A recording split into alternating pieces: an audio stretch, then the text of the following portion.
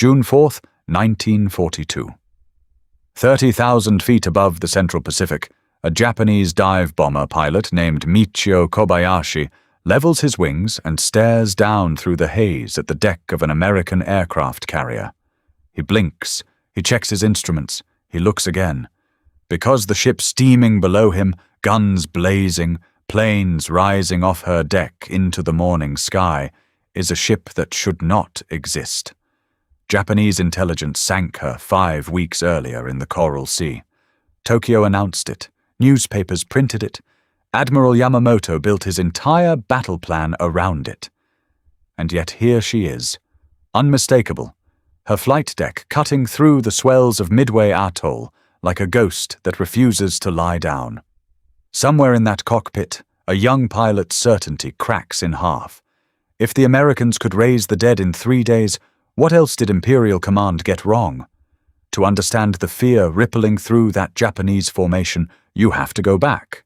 You have to go back to a burning flight deck, a list to port, and a ship that by every rule of naval warfare should have been sitting on the bottom of the ocean. The Pacific War in the spring of 1942 was a knife fight in the dark, and the United States Navy was losing it. Pearl Harbor had gutted the battleship fleet 6 months earlier. What remained of American striking power rested almost entirely on a handful of aircraft carriers, fast, fragile, irreplaceable machines that took years to build and could be crippled in minutes. Among them was the USS Yorktown, CV-5, a 20,000-ton fleet carrier commissioned in 1937, home to roughly 2,200 sailors and airmen, and one of only 3 American carriers operating in the entire Pacific theater. Losing even one of them wasn't just a tactical setback, it was existential. Japan, meanwhile, still held 5 fleet carriers, veterans of Pearl Harbor, crewed by pilots with more combat hours than almost anyone alive. The math was brutal, and everyone in the Pacific Fleet knew it. Every American carrier mattered, every single one. In early May 1942, Yorktown steamed into the Coral Sea alongside the carrier Lexington to intercept a Japanese invasion force bound for Port Moresby, New Guinea. It became the first carrier battle in history. Fought entirely by aircraft, the ships themselves never coming within sight of one another. On May 8th, Japanese dive bombers found Yorktown and put everything they had into her. One 800-pound bomb punched clean through 4 steel decks before detonating deep inside the hull, killing 66 men in an instant and tearing a jagged hole into her fuel bunkers. Fires raged below decks, compartments flooded. The ship took on a noticeable list. Black smoke poured from her stack, visible for miles, a beacon that told every Japanese scout plane in the area exactly where the wounded carrier was crawling. Lexington wasn't so lucky. Ruptured fuel lines ignited hours later in a catastrophic series of explosions, and by nightfall she was abandoned and scuttled, sent to the bottom by an American torpedo rather than let her burn in enemy hands. Yorktown survived, but survival is a relative word when you're 80 feet of open hull away from the ocean pouring in. Damage control teams worked through the night with what little they had, shoring up bulkheads with timber, running pumps until the motors screamed, patching what they could and simply accepting what they couldn't. She turned east and began the long limp back toward Pearl Harbor, escorted, watched, and quietly written off by more than a few officers who'd seen carrier damage like this before. The math on paper wasn't complicated. A wound this deep, delivered underwater to the hull's structural frame, typically meant 3 months in dry dock at an absolute minimum. Some estimates ran closer to 6. Yorktown limped along at barely 20 knots, trailing a slick of oil nearly 10 miles long behind her, a wounded animal dragging itself home. And back at Pearl Harbor, someone else was watching that oil trail too, from a very different angle. Because while Yorktown crawled across the Pacific, American codebreakers in a windowless basement beneath the administration building at Pearl Harbor were racing against a clock nobody had told them about yet.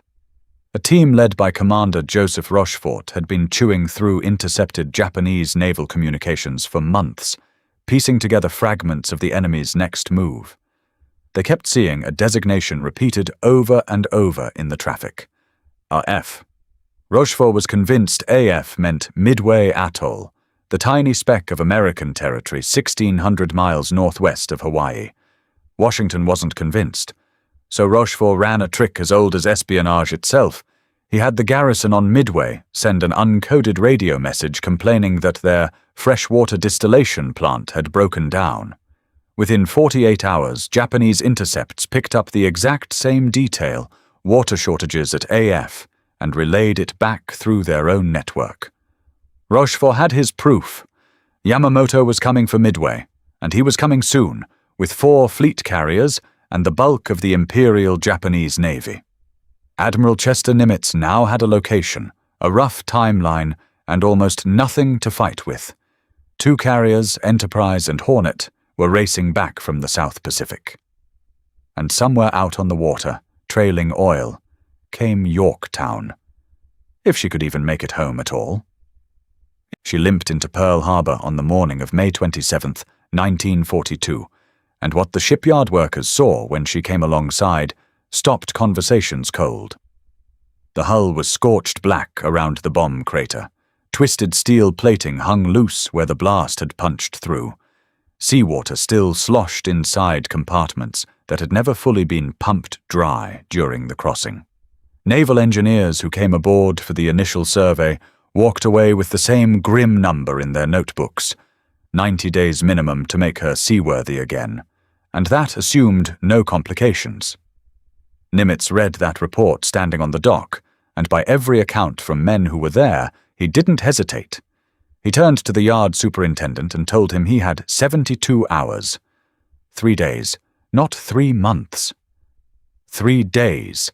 To take a warship torn open at the seams and send her back out to face the same fleet that nearly killed her the first time. The yard superintendent didn't argue. There wasn't time to argue. Word went out across Pearl Harbor within the hour, and something extraordinary began to happen.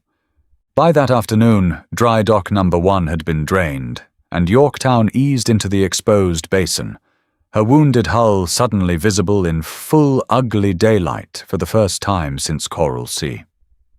What the workers found when they got underneath her was worse than the paper reports suggested. The bomb blast hadn't just punched a hole, it had buckled structural framing 30 feet deep into the ship, warping steel that was never designed to bend. Under normal circumstances, sections like this would be cut out entirely and replaced with new plating, fitted, tested, and reinforced over a period of weeks. There was no time for that now. Nimitz's engineers made a decision that would have been unthinkable in peacetime. They weren't going to fully repair Yorktown. They were going to make her fight-worthy and worry about the rest later, if there was a later. 1,400 shipyard workers descended on that dry dock in shifts that never really ended.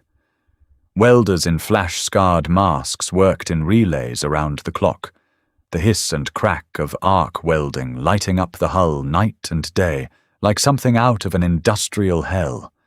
Steel plates were cut, fitted, and burned into place over the worst of the breach, not a permanent fix, but enough to hold seawater out and pressure in.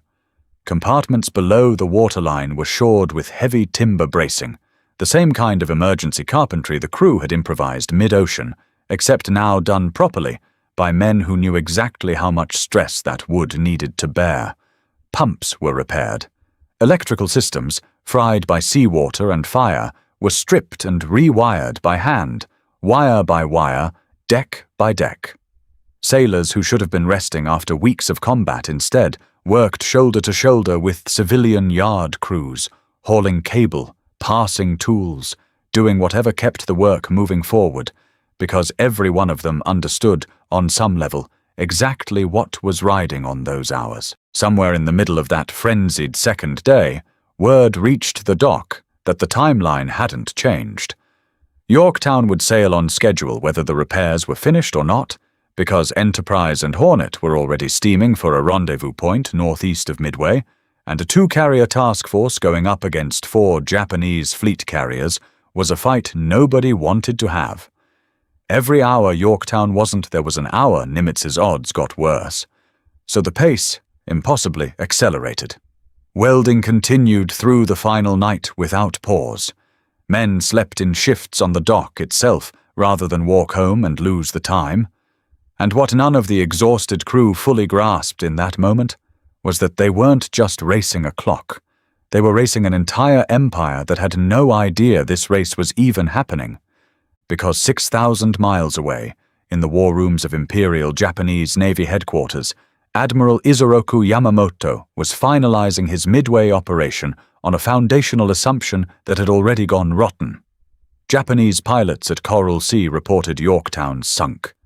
Japanese intelligence, reviewing after-action reports and the sheer volume of damage inflicted, saw no reason to doubt them. Yamamoto's entire strategic calculation for Midway rested on facing, at most, 2 American fleet carriers, maybe fewer. He was bringing 4 of his own, backed by battleships, cruisers, and some of the most experienced naval aviators on Earth. On paper, it wasn't close. He believed he held an overwhelming advantage in carrier strength, and overwhelming advantages breed a particular kind of confidence that curdles fast into carelessness. Japanese reconnaissance patrols around Midway were thin. Search patterns had gaps. Nobody in that war room was planning for a 3rd American flight deck to appear on the horizon, because as far as Tokyo was concerned, that 3rd flight deck was already resting on the ocean floor. Late on May 29th, less than 72 hours after entering dry dock, Yorktown floated free of the basin at Pearl Harbor. She was not fully repaired. Some compartments still leaked. Some systems ran on jury-rigged wiring that would never have passed a peacetime inspection. Welding crews were still aboard, still working, as the ship got underway, sparks flying on a flight deck that was simultaneously receiving replacement aircraft and combat-ready pilots pulled from squadrons around the harbor. She sailed not as a fully healed warship, but as something closer to a patched-together weapon, rushed back into the fight, because the fight simply could not wait. By May 30th, she was steaming northwest, joining what would become Task Force 17 on a collision course with the same empire that believed she no longer existed. June 4th arrived with a thin grey dawn over Midway Atoll, and the illusion Yamamoto had built his entire operation on shattered within the space of a few catastrophic minutes. American dive bombers from Enterprise and Yorktown caught 3 Japanese fleet carriers, Akagi, Kaga, and Soryu, in the worst possible moment. Decks crowded with fueled aircraft and armed bombs. No fighter cover positioned at altitude to stop the attack. In roughly 6 minutes, all 3 carriers were transformed into infernos, their own ordnance and aviation fuel turning them into funeral pyres. It was one of the most decisive reversals in naval history, and it happened almost entirely because Yamamoto had gone into this battle believing he was facing 2 carriers, not 3. But the 4th Japanese carrier, Hiryu, was still out there, undamaged, furious, and about to make Yorktown pay personally for the deception that had already cost Japan the battle. Hiryu launched 2 waves of attackers that afternoon, and both of them found Yorktown. The first strike put 3 bombs into her, one tearing through the flight deck and igniting fires in the boiler rooms, knocking out power and stopping her dead in the water. Black smoke, rising exactly the way it had at Coral Sea, the same scars reopening.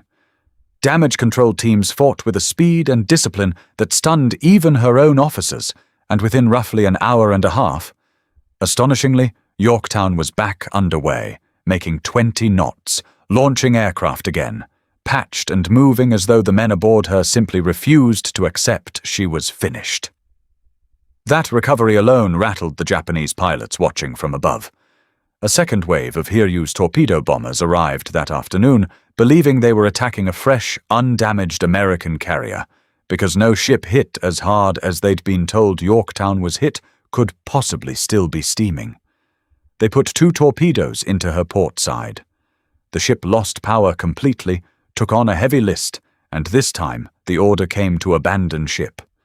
Nearly 2,200 men went over the side into the Pacific, and Yorktown, battered twice in a single day on top of the wound from Coral Sea, finally went still, drifting, dark, but not yet sunk. She hung on for 3 more days, under tow, skeleton salvage crews still aboard trying to save her a second time, when a Japanese submarine, I-168, slipped through the escort screen on June 7th and put 2 more torpedoes into her hull. This time there would be no dry dock, no 72-hour miracle. Yorktown rolled and slipped beneath the surface early the next morning, ending a war record that included Coral Sea, an emergency resurrection Pearl Harbor engineers were still talking about decades later, and a decisive role in the single battle that broke the back of Japanese naval air power in the Pacific.